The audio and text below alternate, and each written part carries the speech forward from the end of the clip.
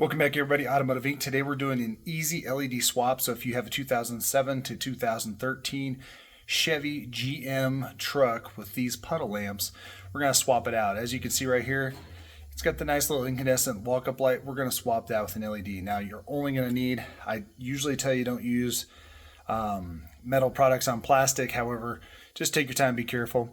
This is the small flat blade screwdriver. We're going to find the pry point and swap this out with an LED. I will link down below the actual link to go get this on the Zon. I buy them by the dozen. I've been using them for years. They're excellent. They're cheap.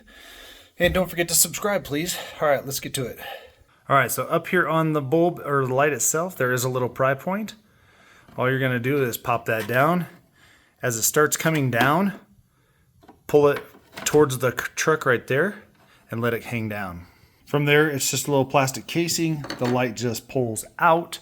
It is a 194, so we're going to swap that out. All right, once you pull it out, pop the new LED in. I like these ones because LED's on the 360 of it.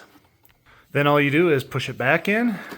Start with this outside edge first, put it in, and that is going to put off a ton more light for you.